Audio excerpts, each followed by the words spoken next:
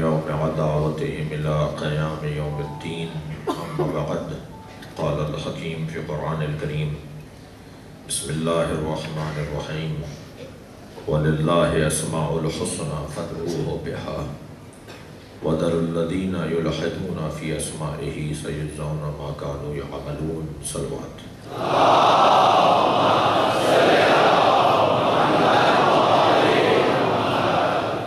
सूरह मुबारक आराफ। अल्लाह अज़मत अहले बैत का एक बाब रोशन कर रहा है। ये तय है कि जहाँ अज़मतें होंगी वहाँ अहले बैत हैं। परवरदिगार आलम अपने इस कलाम में अपनी मारिफत का ज़रिया इन ज़वात मुक़द्दसा को करार दे रहा है।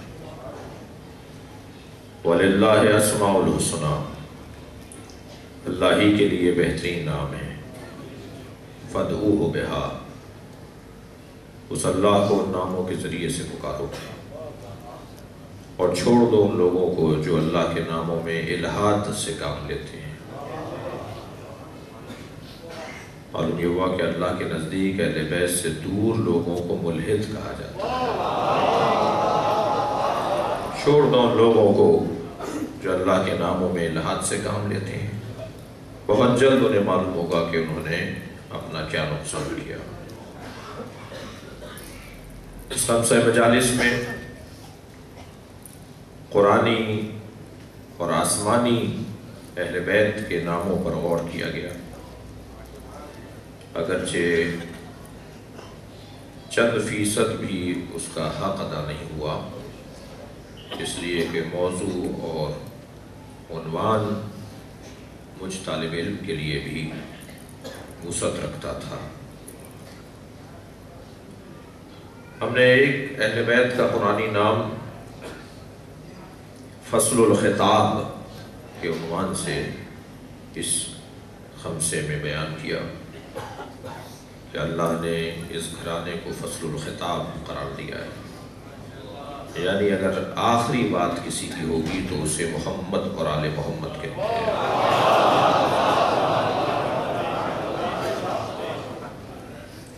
दूसरा कुरानी नाम अहले बैत का आयातुल्लाह, अल्लाह की तमाम आयात इनके पास है। ये खुद आयत नहीं है, आयतों का मंबा है। आयत इलाही नहीं बल्कि आयात इलाही इनके पास है। ये मादन आयात है। मादन किसी खजीने को और अंबार को नहीं कहते। मादन परवरिश गहे आयात को कहा जाता है। जहां आयात इलाही की परवरिश हो उसे अहले बैत कहते हैं।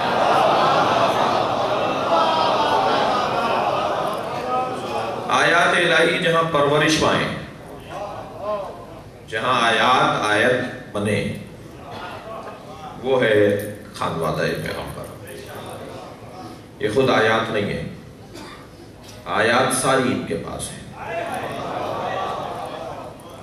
ये दूसरा मौजू था हमारा। और आज जिस मौजू पे गौर करना चाहता हूँ, मजलिस को बहुत ताख़ीर हो गई है, मजलिस को जो अहबाब दूर दराज से आए हैं उनके लिए कोई दिक्कत ना हो। आज की इस मजलिस में हम जिस पे गौर करना चाहते हैं वो है मौजू अल्लाह ने इन्हें जो अज़मत अता की है उसका एक उन्वान जो आज का है वो है अज़ाइम इलाही। अहले बैत अल्लाह के अज़ाइम को कहा जाता है। सलमान पढ़ेगा मोहम्मद वाले।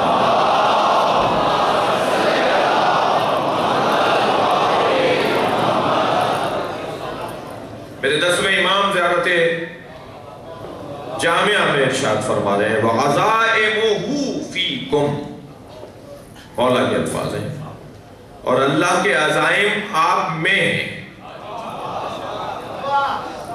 अल्लाह के अज़ाइम आप में। अज़ाइम इलाही خود لغت پر پہلے بات ہو جائے، پہلے لغت پر بات ہو جائے. خود عزائم کسے کہا جاتا ہے؟ عزیمت اور رخصت میں کیا فرق ہے؟ عزیمت کے ساتھ ایک لفظ ہے، وہ ہے رخصت. عزیمت اور ہے، رخصت اور ہے. جب فیصلہ حتمی ہو جائے اور آخری ہو جائے تو اسے عزیمت کہتے ہیں، اور جہاں گنجائش ہو کہ یہ کر لو یا یہ کر لو اسے کہتے ہیں رخصت. اہل بیت اللہ کی رخصت نہیں ہے.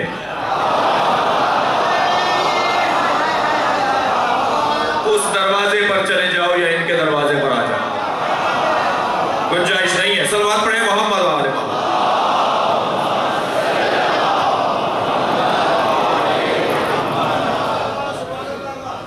آمادہ ہیں؟ آپ بات آگے بڑھیں.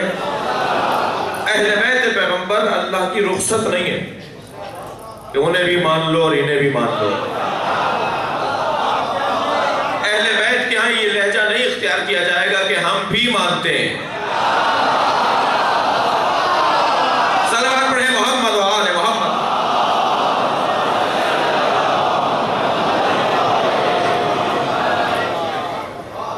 یہ گنجائش نہیں ہے کہ انہیں بھی مانتے ہیں، ان کا مجھے نہیں پتا کون ہے، مجھے تو ان کا پتا ہے کہ یہ کون ہونے چاہیے.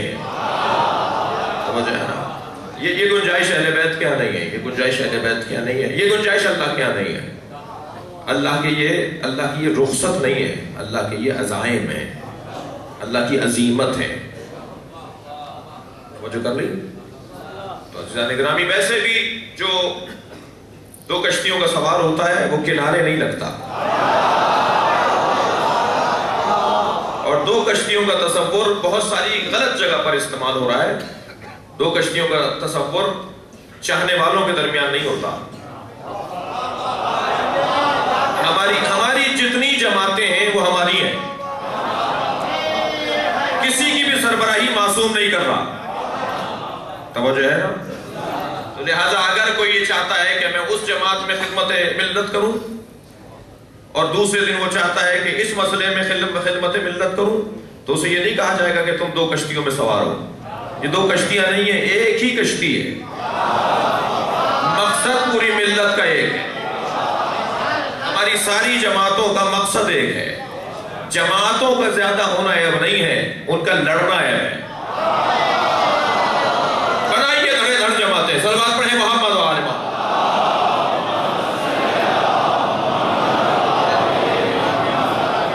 کوئی عیب نہیں ہے ایک سے زیادہ جماعتیں بننا، اس لیے کہ جب کام وسیع ہو جاتا ہے تو ادارے بھی بڑھنے چاہیے. کبھی آپ نے، کیونکہ آپ کو عزاداری سے عشق ہے، ہم سب کو عزاداری سے عشق ہے، تو شہر میں جب دوسرا امام بارگاہ بنتا ہے تو ہمیں برا نہیں لگتا.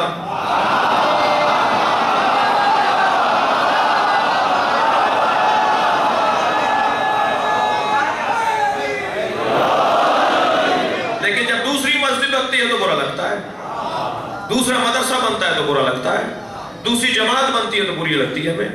کیوں؟ اس لیے کہ جس کام سے پیار ہوتا ہے اس کا پھیلنا اچھا لگنا چاہیے. ہماری جماعتوں کا زیادہ ہونا کوئی عیب نہیں ہے. رکاوٹ اور اصلاح وہاں ہونی چاہیے کہ جہاں آپس میں تناؤ ہو. اور عزیزان گرامی، ہمارا کتنا ہی تناؤ ہو، ہمیں حسین پھر جوڑ دیتے ہیں.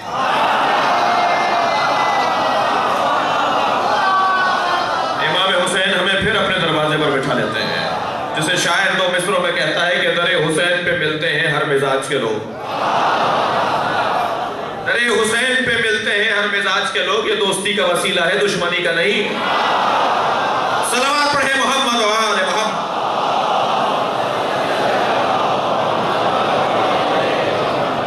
اہل بیت عصمت و طہارت کا گھرانہ اللہ کی رخصتوں میں سے رخصت نہیں ہے. کسی اور کے پاس گنجائش نہیں ہے، اہلیت نہیں ہے، صلاحیت نہیں ہے کہ وہ اللہ تک پہنچائیں. اللہ تک پہنچانے کے وہ بھی ان کے محتاج ہیں. کچھ ہیں جو حسد کی بنیاد پر، کچھ ہیں جو بغض کی بنیاد پر، کچھ ہیں جو جہالت کی بنیاد پر، کچھ ہیں جو عدم علم کی بنیاد پر کسی اور دروازے پر بیٹھے ہیں. آپ اہل بیت کے عظمتوں کو، فضیلتوں کو عام کرتے رہیے، کوئی کہیں اور نہیں ٹھہرے گا. سب عزت.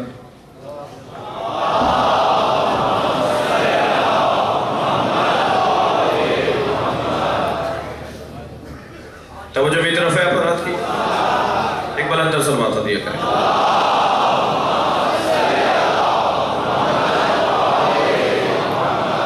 عظیمت کی جمع ہے عزائم. عزائمہ فیکم، اللہ کے عزائم تمہارے اندر ہیں. اہل بیت آپ کے اندر اللہ کے عزائم ہیں. اب اللہ کے عزائم کیا ہیں وہ میں آج کی اس مجلس کے اندر بیان کرنے کی کوشش کروں. عظمت، عظیمت اور رخصت. عظیمت حتمی فیصلے کو کہتے ہیں، اور رخصت گنجائش جس میں پائی جائے، جس کی موٹی مثال اور سامنے کی مثال جتنے بھی واجبات ہیں، جتنے بھی محرمات ہیں، یہ اللہ کی عظیمت ہیں، اور جتنے بھی مستحبات ہیں اور مکروہات ہیں یہ اللہ کی رخصت ہیں. توجہ کر رہے ہیں نا؟ واجبات اور محرمات عزائم الہی، عظیمت الہی، جس کے اندر کوئی گنجائش نہیں ہے کہ یہ کرنا ہے وہ کر لیں. پروردگار عالم نے اس گھرانے کو اپنی عظیمت قرار دیا ہے.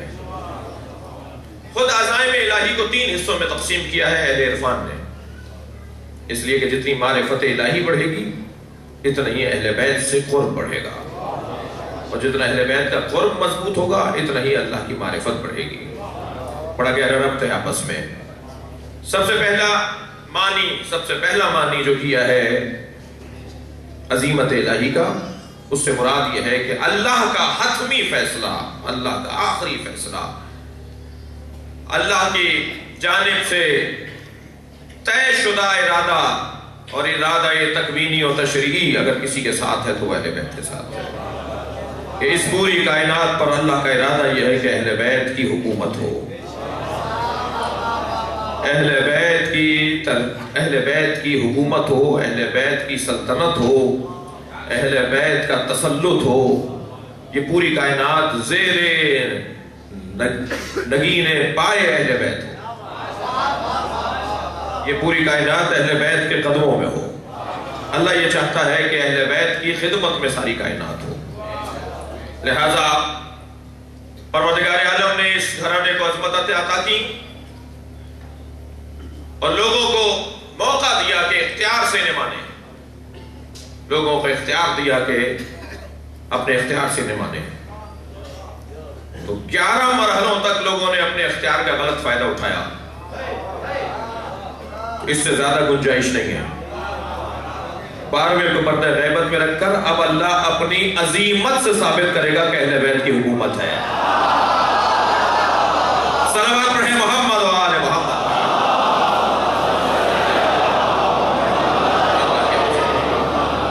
گنجائش نہیں ہے. اب حتمی فیصلہ ہونے والا ہے، اور الحمدللہ ہم حتمی فیصلے کے قریب ہیں. امام کے ظہور کے لیے صلوات پڑھیں.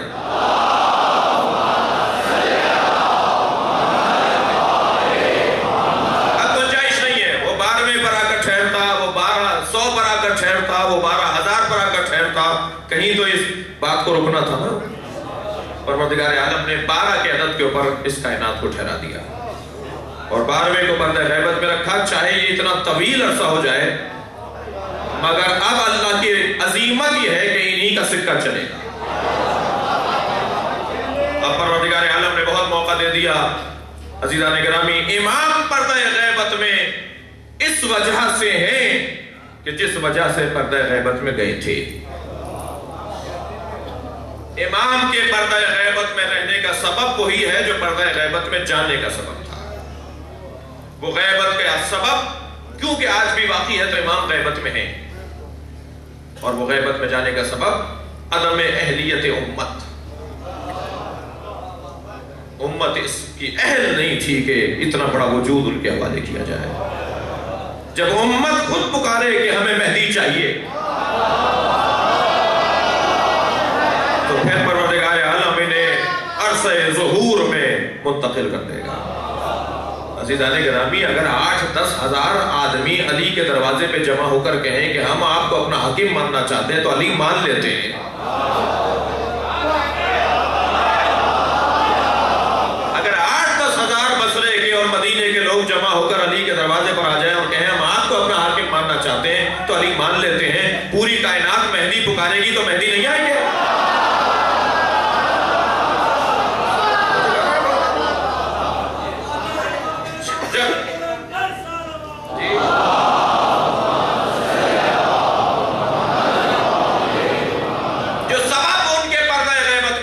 تھا وہی سبب ان کے پردہ غیبت میں رہنے کا ہے۔ امت اہل نہیں ہے امام کو ابھی بلانے کی، پکار بڑھائیے، طلب بڑھائیے، انتظار کی شدت بڑھے، واقعی انتظار سوری انتظار میں تبدیل ہو، سوری انتظار واقعی انتظار میں تبدیل ہو، وہ دکھانے والا انتظار، وہ عادت والا انتظار، وہ رسم والا انتظار، وہ انتظار واقعی انتظار میں تبدیل ہو۔ جب شدت انتظار ہوتا ہے تو منتظر بیٹھتا نہیں ہے، بے چین رہتا ہے، اور بے چینی سبب بن جاتا ہے کہ آنے والا جلدی آ جائے۔ عزیزان گرامی، کیا ہو رہا ہے نائجیریا میں، کیا ہو رہا ہے افغانستان میں، کیا ہو رہا ہے پاکستان میں؟ مسلسل ظلم و زیادتی۔ اس کا ایک واحد حل ہے کہ صاحب آ جائیں، مالک آ جائیں، مولا آ جائیں، وارث آ جائیں۔ اور عزیزان گرامی، تو یہ اللہ کا عزائم میں عظیمت الہی میں سے ایک عظیمت یہ ہے کہ اختتام کائنات بنام اہل بیت۔ تم نے بہت کیا، تم نے بہت اہل بیت کو تکلیفیں پہنچائیں، لیکن اب اللہ کی عظیمت یہی ثابت ہوگی۔ ایک معنی عظیمت کے علماء اہل علم دیتے ہیں، دوسرے معنی عظیمت کے پروردگار عالم نے اس پوری کائنات کے لیے علت غائی اہل بیت کو قرار دیا ہے۔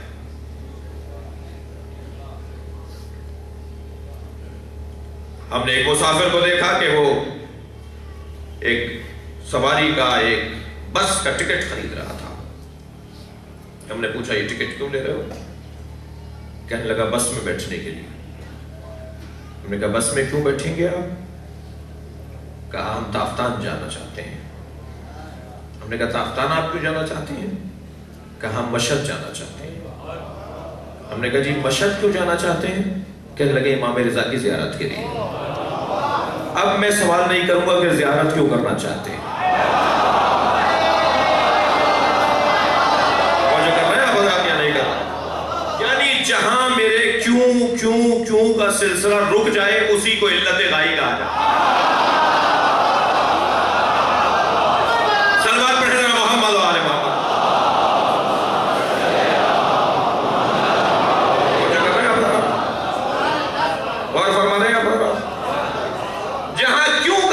رک جائے وہ علت غائی ہے۔ اللہ نے زمین کیوں بنائی؟ اللہ نے آسمان کیوں بنایا؟ اللہ نے چاند سورج کیوں بنائے؟ اللہ نے ستارے کیوں بنائے؟ اللہ نے پانی کیوں بہایا؟ اللہ نے موسم کیوں بنائے؟ ایک طویل فہرست بنے گی کیوں۔ اور جب کہہ دیا جائے گا یہ سب کچھ بنایا اہل بیت کے لیے، تو اب سوال نہیں ہوگا اہل بیت کو کیوں بنایا۔ صلوات پڑھیں ذرا محمد و آل محمد۔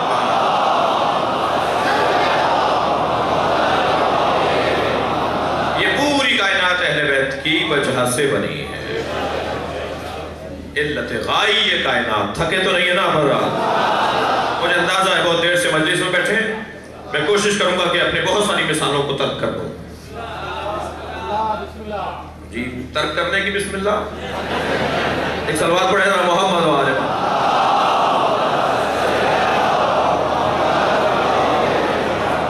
توجہ چاہوں آپ حضرات سے،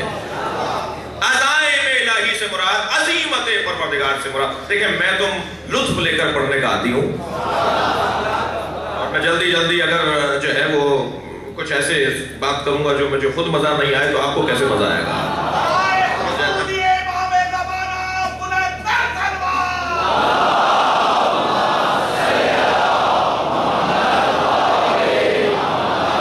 سمجھو کر لی نا آپ حضرات ہیں؟ اہل بیت عظیمت پروردگار، پوری کائنات ان کے لیے۔ هو الذي خلق لكم ما في الارض جميعا، وہ اللہ جس نے تمہارے لیے زمین پر جو کچھ ہے خیر خلق کیا۔ کسی مسلمان میں جرأت ہے وہ یہ کہے کہ اللہ ہم سے بات کر رہا ہے؟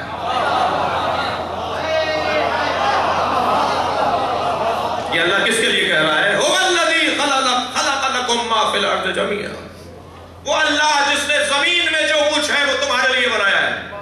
یہ لکم کون ہے؟ یہ اللہ کی آیت میں، قرآن کی آیت میں یہ لکم کون ہے جس سے اللہ کہہ رہا ہے کہ میں نے تمہارے لیے زمین میں جو کچھ ہے بنایا ہے؟ کسی میں جرأت ہے تو کہے کہ ہم مراد ہیں؟ تمہارے لیے بنایا ہے. تمہارے تو کپڑے اپنے لیے نہیں ہیں، تمہاری تو زمین اپنے لیے نہیں. عزیزان گرامی غور فرمائیں گے میں کیا کہنا چاہ رہا ہوں.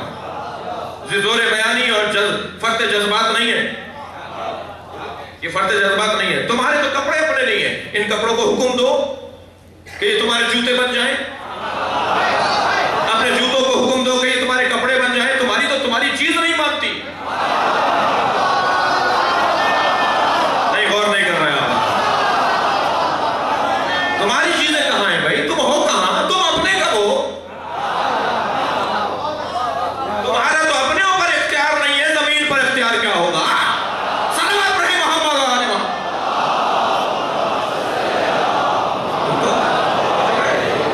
تم تو اتنے مجبور ہو کہ تمہارا اپنے اوپر کوئی اختیار نہیں ہے. هو الذي خلق لكم ما في الأرض جميعا سخر لكم الشمس والقمر دائبين وسخر لكم الليل والنهار. یہ کون ہے لکم جس سے اللہ کہہ رہا ہے؟ یہ کون ہے جن سے اللہ بات کر رہا ہے؟ ہم نے آسمان، ہم نے سورج کو اور چاند کو تمہارے لیے بنایا، مسخر کر دیا. اگر سورج تمہارے لیے مسخر کیا ہے تو سورج کو دیکھ کر نماز کیوں پڑھتے ہو؟ توجہ نہیں کر رہے آپ. اگر یہ ہمارے لیے سورج مسخر کیا گیا ہے، اگر یہ چاند ہمارے لیے مسخر کیا گیا ہے، تو ہم چاند دیکھ کر اپنی تاریخوں کو کیوں طے کرتے ہیں؟ اگر یہ سورج ہمارے لیے مسخر کیا گیا ہے تو ہم سورج کو دیکھ کر نماز کیوں پڑھتے ہیں؟ اب یہ فجر صادق آئی ہے، فجر پڑھ لو. سورج ایک جگہ سے حرکت میں آ گیا ہے، فجر پڑھ لو. نصف النہار پر آ گیا ہے، ظہر پڑھ لو. ڈوب گیا ہے، مغرب پڑھ لو. ہم تو سورج کو دیکھ کر چل رہے ہیں. سورج کو حق ہے نا کہ وہ کہے کہ تمہیں میرے لیے بنایا ہے. یہ کون ہے جن کے بارے میں اللہ کہہ رہا ہے کہ میں نے یہ سورج تمہارے لیے بنایا ہے؟ تھک رہے ہیں آپ اللہ. یہ کون ہے جن کو اللہ کہہ رہا ہے یہ میں نے چاند تمہارے لیے بنایا ہے؟ یہ کون ہے جن کی زمین جن کے لیے بنائی ہے؟ عزیزان گرامی، کوئی ہستیاں ایسی ہیں جو سورج کو اشارہ کرے تو پلٹے.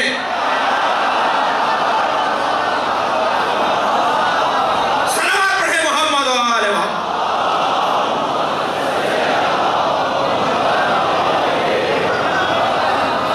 کچھ ہستیاں ایسی ہیں وہ چاند کو اشارہ کرے تو ٹوٹے. ایک مرتبہ سورج پلٹا دینا کافی ہے کہ ان کے لیے بنا ہے. ایک مرتبہ چاند کو ٹکڑے کر دینا کافی ہے کہ یہ ان کے حکم پہ چلتا ہے.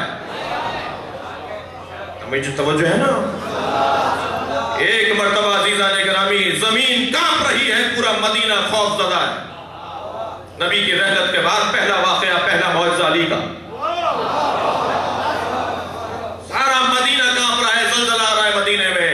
لوگ گھروں سے دوڑ رہے ہیں، بھاگ رہے ہیں. کسی نے آواز لگا کہ علی کے دروازے پہ جاؤ.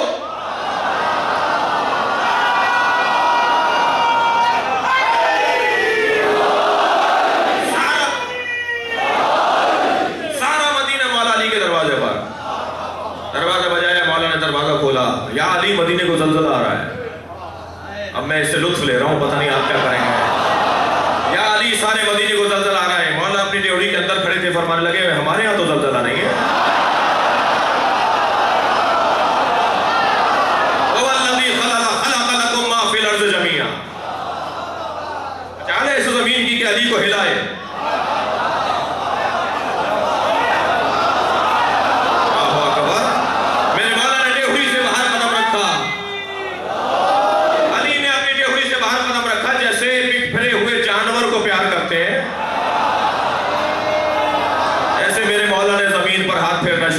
فرمایا اس کو تھی ٹھہر جا. ہلتی ہوئی زمین رک گئی.